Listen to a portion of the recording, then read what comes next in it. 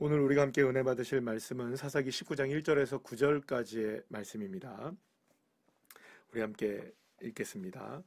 이스라엘의 왕이 없을 그때에 에브라임 산지 구석에 거류하는 어떤 레위 사람이 유다 베들레헴에서 첩을 맞이하였더니 그 첩이 행음하고 남편을 떠나 유다 베들레헴의 그의 집 아버지의 집에 돌아가서 거기서 넉 달 동안을 지내매 그의 남편이 그 여자에게 다정하게 말하고 그를 데려오고자 하여 하인 한 사람과 나귀 두 마리를 데리고 그에게로 가매 여자가 그를 인도하여 아버지의 집에 들어가니 그 여자의 아버지가 그를 보고 기뻐하니라.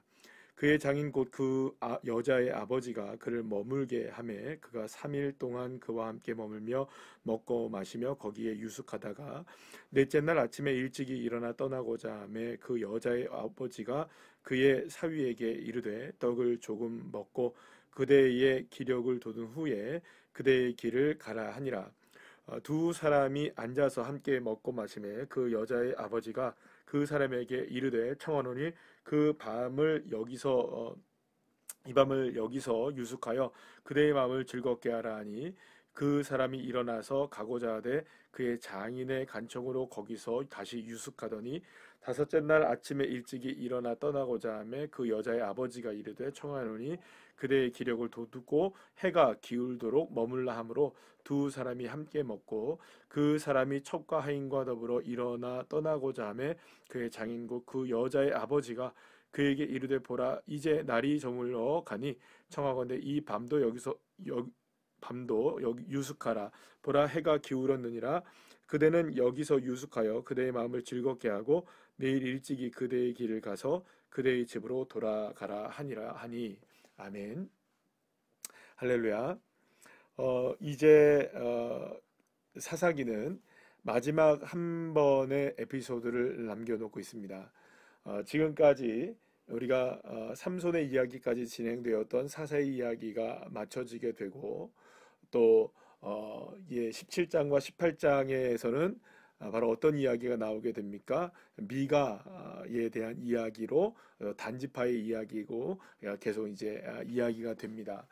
미가와 단지파의 이야기는 한 사람의 최소의 가정에서부터 어떻게 이스라엘이 병들어가고 있었는지 그리고 하나의 지파, 그러니까 하나의 공동체가 어떻게 지금 그 하나님을 떠나고 병들어가고 있는지에 대한 부분들을 우리가 살펴보게 되는 장면을 보게 되었습니다. 자, 그런데 이제 19장부터 벌어지게 되는 이야기는 사실 매우 심각한 이야기가 우리에게 보고되어집니다. 사실 19장부터 나오게 되는 이 레위인과 레위인 첩에 관한 이야기들을 통하여서 결국에는 이스라엘 안에 동족 상잔의 비극이 일어나서 결국에는 한 지파가 거의 쑥대밭이 되어버리는 이런 안타까운 사건이 벌어지는 이야기로 진행되기 때문입니다. 그런데 이 모든 일에 있어서 오늘 본문 1절 말씀을 어떻게 시작하고 있느냐? 이스라엘의 왕이 없을 때라고 시작하는 것을 보게 됩니다. 자, 이 이야기는 미가의 선지자가 이야기가 시작될 때도 또 동일한 이야기로 시작된 것을 보게 됩니다. 그때에도 이스라엘에는 왕이 없었다는 이야기로 시작되는 것을 보게 되기 때문입니다. 결국 이 모든 일들이 일어나게 되는 원인이 어디에 있느냐? 이스라엘에 왕이 없었기 때문에. 그러면 왕이란 무엇입니까? 단지 다윗과 솔로몬과 같은 그런 왕을 얘기하는 것이 아니라 이스라엘의 진정한 왕이 누구신가? 그들은 여호와 하나님이 진정으로 왕으로 섬기지 못했습니다. 그들 자신의 자기의 옳은 대로의 소견을 행하는 그런 모습으로 살아갔던 것입니다. 그렇게 될 때 이스라엘 백성들은 지금 가정에서부터 하나의 지파 그리고 전체 이스라엘이까지 어떻게 지금 타락의 길을 걸어가게 되는지 어떻게 이러한 모습들까지 이어지게 되는지에 대한 부분을 우리가 보게 되는 것입니다. 그렇기 때문에 결국 이스라엘 백성들에게는 왕이 계셔야 됩니다. 누가 왕이십니까? 여호와 하나님이십니다. 그리고 저와 여러분에게 있어서도 왕이 계셔야 됩니다. 누가 우리의 왕이십니까? 예수 그리스도가 저와 여러분의 왕이 되셔야 하는 것입니다.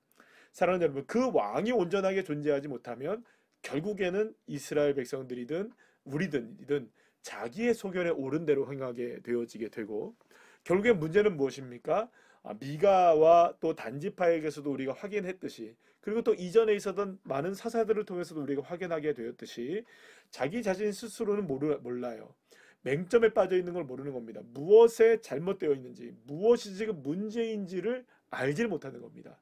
그런데 문제가 심각해져도 사실은 그 문제를 모르고 있다는 거예요.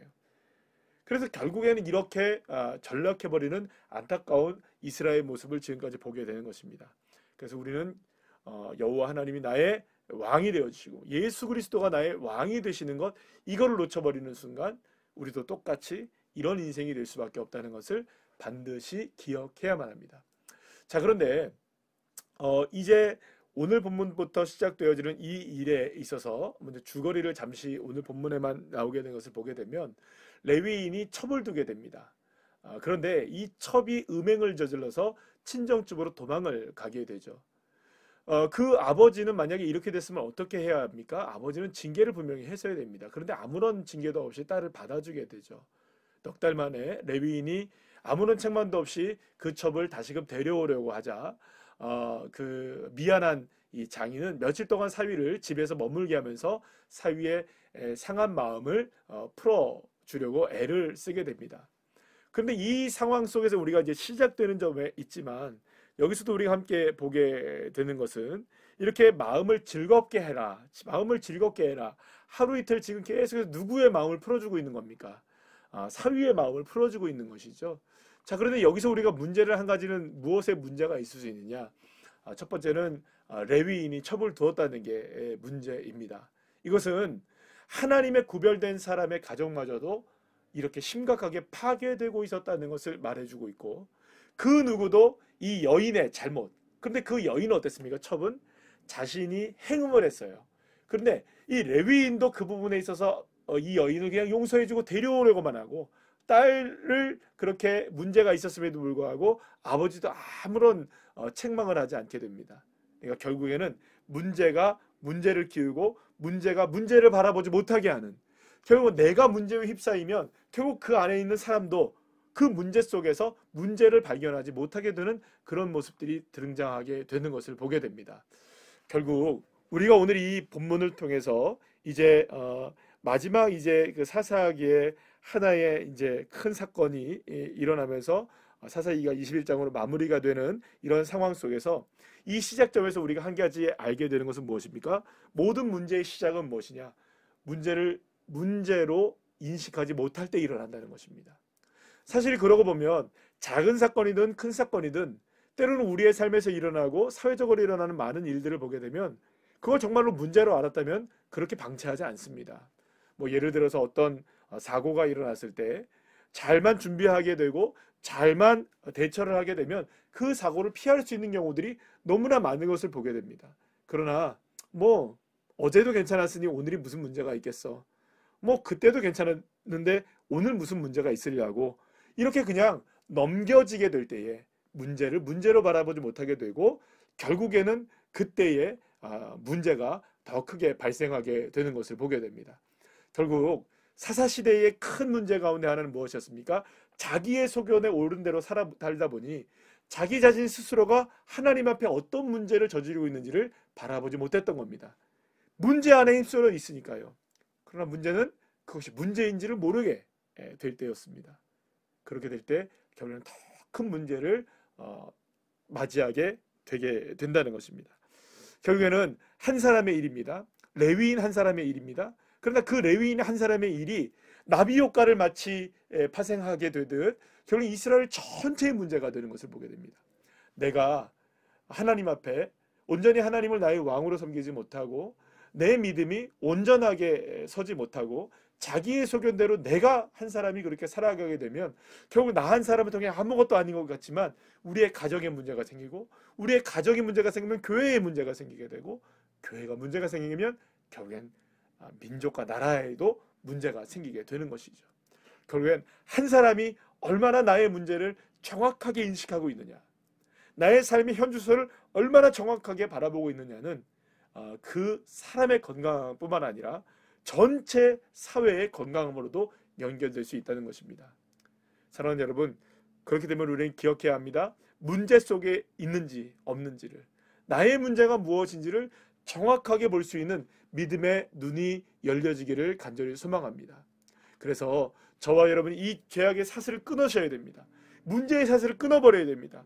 문제가 있는지 없는지도 모른 채 살아가는 그런 인생이 아니라 내가 지금 어떤 문제와 죄에 휩싸여 있는지 그런 부분들을 우리가 잘 생각하면서 내 눈에 좋은 일들, 그리고 내 마음에 흡족한 일들이 아닌 정말 하나님이 원하시는 일들이 무엇인지를 날마다 묵상하면서 살아가야 할 때가 된 것입니다. 우리가 살아가는 시대는 너무나 어려운 시대를 살아가고 있습니다. 우리가 들려오는 많은 소식들도 우리의 마음을 아프게 하는 일들이 얼마나 많은지 모릅니다. 그러나 이 모든 일에서 우리를 구원하실 분은 우리의 왕 되신 주님밖에 없으십니다. 그러니 나의 소견을 버리고 주님이 나의 왕이심을 온전히 믿음으로 고백할 때마다 우리는 문제 안에서 벗어날 수 있게 되고, 그 문제를 벗어남으로 인하여서 우리는 진정한 승리를 맛보게 되는 것입니다.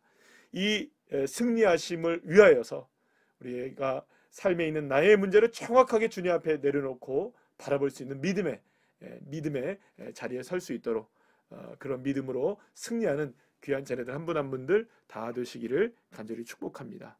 기도하시겠습니다. 사랑과 은혜가 충만하신 아버지 하나님, 오늘 우리가 이 말씀을 통해서 이스라엘은 계속해서 어려운 부분으로 빠지게 되는 것을 보게 됩니다.